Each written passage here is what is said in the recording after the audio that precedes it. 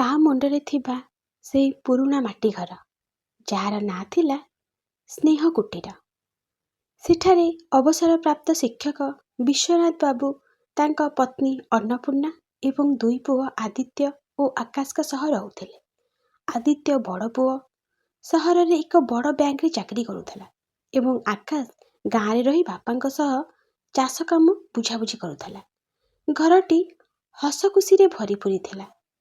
ଆଦିତ୍ୟର ବିବାହ ସହରର ଜଣେ ଧନୀ ଘରର ଝିଅ ମୀରା ସହ ହେଲା।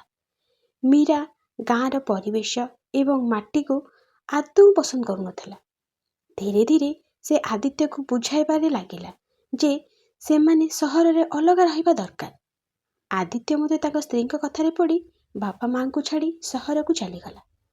ପ୍ରଥମେ ସେ ଫୋନ୍ କରୁଥିଲା, କିନ୍ତୁ ସମୟକ୍ରମେ ସେ ନିଜ ଦୁନିଆରେ ଏତେ ବ୍ୟସ୍ତ ହୋଇଗଲା ଯେ ଗାଁ କଥା ସମ୍ପୂର୍ଣ୍ଣ ଭୁଲିଗଲା।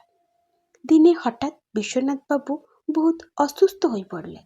ସଞ୍ଚିତ ଅର୍ଥ ସବୁ ଚିକିତ୍ସାରେ ଶେଷ ହୋଇଗଲା। ଆକାଶ ବଡ଼ ଭାଇଙ୍କୁ ଫୋନ୍ କଲା, କିନ୍ତୁ ଆଦିତ୍ୟ ଫୋନ୍ ଉଠାଇଲା ନାହିଁ। ମୀରାଙ୍କ କହିବା ଅନୁସାରେ ସେ ନିଜ ପରିବାରଠାରୁ ଦୂରେଇ ହୋଇଯାଉଥିଲା। ଆକାଶ ନିଜ ଭାଗର ଜମି ବନ୍ଧକ ରଖି ବାପାଙ୍କ ଚିକିତ୍ସା କଲା, କିନ୍ତୁ ବିଶ୍ୱନାଥ ବାବୁଙ୍କ ମନରେ ସବୁବେଳେ ଗୋଟିଏ ଦୁଃଖ ଥିଲା, ତାଙ୍କ ବଡ଼ ପୁଅ ତାଙ୍କୁ ଥରେ ଦେଖିବାକୁ ଆସିଲାନି। କିଛି ବର୍ଷ ପରେ ଆଦିତ୍ୟର ନିଜ ପୁଅ ମଧ୍ୟ ବଡ଼ ହେଲା। ଦିନେ ସେ ଆଦିତ୍ୟକୁ କହିଲା, ବାପା, ତୁମେ ଯେମିତି ଜେଜେବାପାଙ୍କୁ ଛାଡ଼ି ଏକୁଟିଆ ଏଠି ରହୁଛ, ମୁଁ ମଧ୍ୟ ବଡ଼ ହେଲେ ତୁମକୁ ଛାଡ଼ି ବିଦେଶ ଚାଲିଯିବି।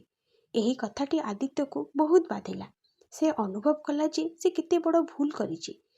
ସେହି ଦିନ ରାତିରେ ଆଦିତ୍ୟ ତାଙ୍କ ପରିବାରକୁ ଧରି ଗାଁକୁ ଗଲେ। ସେ ଦେଖିଲେ ବାପା ଶେଯରେ ପଡ଼ିଛନ୍ତି ଏବଂ ଆକାଶ ତାଙ୍କୁ ଗୋଡ଼ ଘଷୁଛି। ଆଦିତ୍ୟଙ୍କୁ ଦେଖି ବିଶ୍ୱନାଥ ବାବୁଙ୍କ ଆଖିରୁ ଲୁହ ଝରିଗଲା। ଆଦିତ୍ୟ ବାପାଙ୍କ ଗୋଡ଼ ଧରି କାନ୍ଦି ପକାଇଲେ ଏବଂ କହିଲେ, ବାପା, ମୋତେ କ୍ଷମା କରିଦିଅ।